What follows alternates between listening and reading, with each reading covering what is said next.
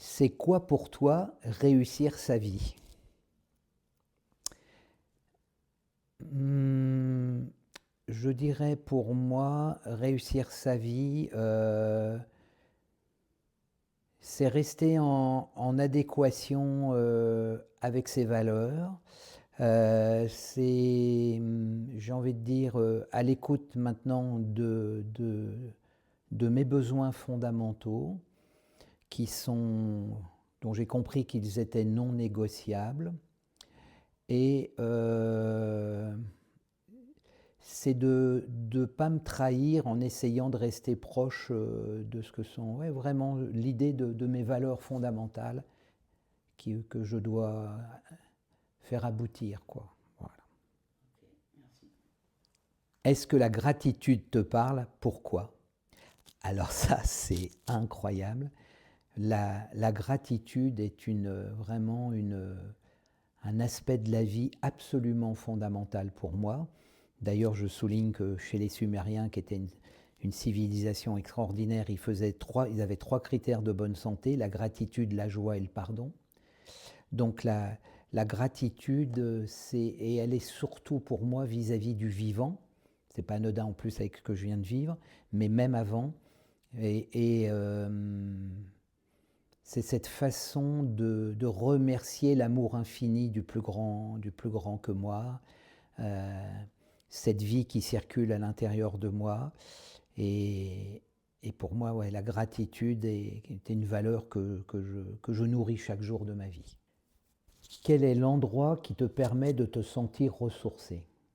Très facile.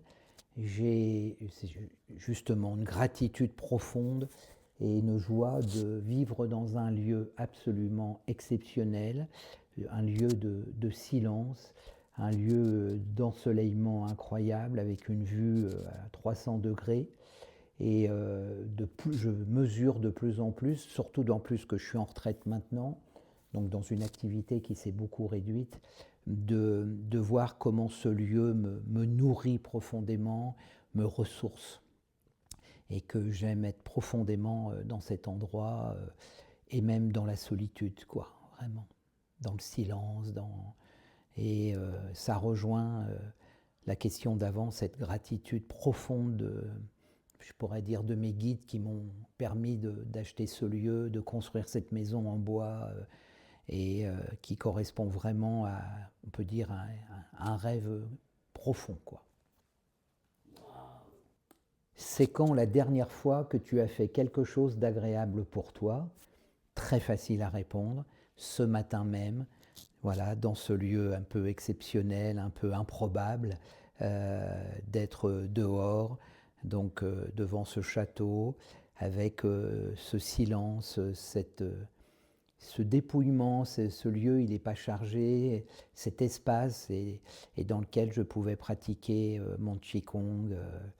Et c'était un moment assez exceptionnel. Et Gabin m'a dit qu'il y avait des biches qui étaient passées à côté de moi pendant que je pratiquais. Je ne les ai même pas vues, tellement j'étais vraiment, tu vois, vraiment centré, quoi. Et ça a été un moment de pur bonheur, je trouve, qui inaugure magnifiquement ce 1er janvier 2026. Comment vis-tu la honte ou la culpabilité?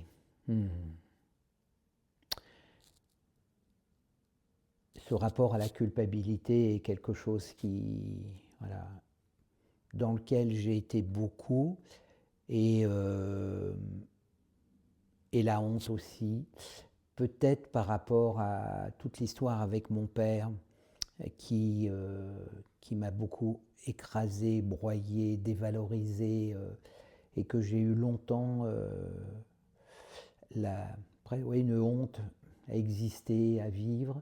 Et en plus, j'ai eu pendant tellement d'années des très très très graves problèmes de peau où je me suis senti beaucoup rejeté, et où j'ai goûté à la honte.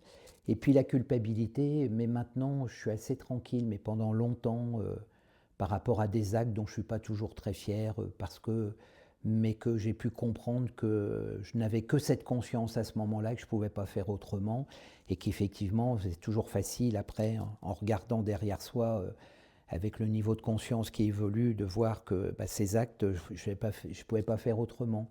Donc la culpabilité, j'ai beaucoup aimé, parce qu'on m'avait, un thérapeute que j'aimais beaucoup m'expliquait que c'est le chemin du coupable, et comment j'accepte même d'être coupé dans mon corps, et que en fait, que c'est l'expression du juge intérieur, tu vois, vraiment comme si, voilà, Jean-Michel coupable, et que c'est quelque chose dont on pouvait se débarrasser très très vite.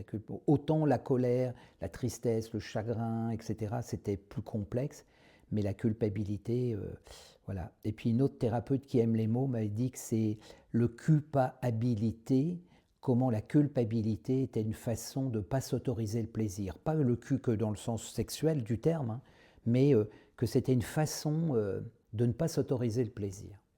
J'avais trouvé ça assez intéressant, le culpabilité. Une éducation chrétienne, comment à l'église, c'est ma faute, c'est ma faute, c'est ma très grande faute, et waouh, waouh, waouh. Donc, j'ai bien connu ça, j'ai beaucoup vécu là-dedans, et j'ai l'impression d'être très en paix maintenant avec ces deux mots, quoi.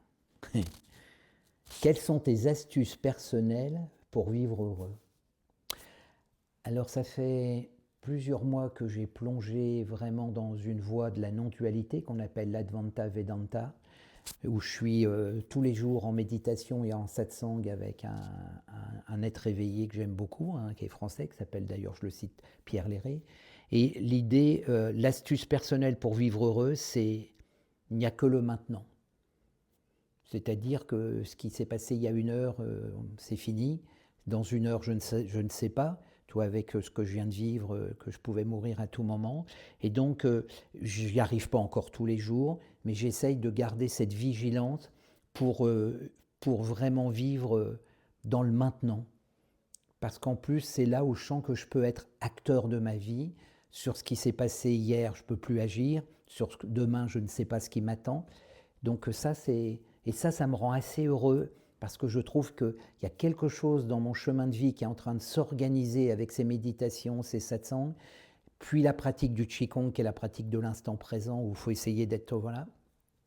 Et que ça, oui, ça m'amène des moments de bonheur et de gratitude. Qu'aimerais-tu vivre et que tu ne vis pas actuellement? C'est simple, l'amour. Voilà.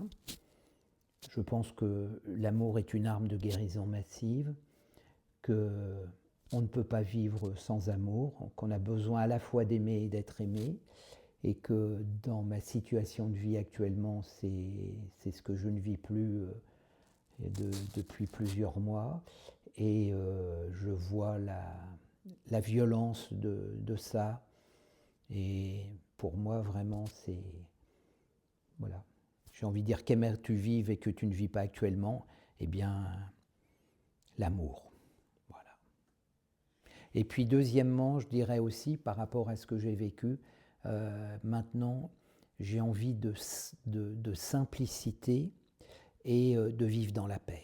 Je trouve qu'on complique tellement les choses avec notre mental, et je me parle à moi, hein, et que maintenant, jeune opéré du cœur, j'ai vraiment retrouvé une paix profonde avec moi, avec les autres, et évoluer de plus en plus dans une simplicité, quoi. Voilà, et que je vais m'y atteler. Après, on va voir les questions avec les autres, mais et que ça m'apasse. C'est aussi un chemin. Et quand, tu vois, l'amour, ce que j'ai eu envie d'écrire vous écrire ce matin, voilà, cet amour inconditionnel des autres, quoi. De moi, et c'est pas facile, comme le chemin du pardon, Olivier Clerc, je vois que se pardonner, c'est quelque chose qui n'est pas facile, mais voilà, et essayer d'être un peu aussi en amour de moi-même, peut-être plus, d'être plus dans cette vigilance, et c'est pas égotique, hein, c'est pas égotique.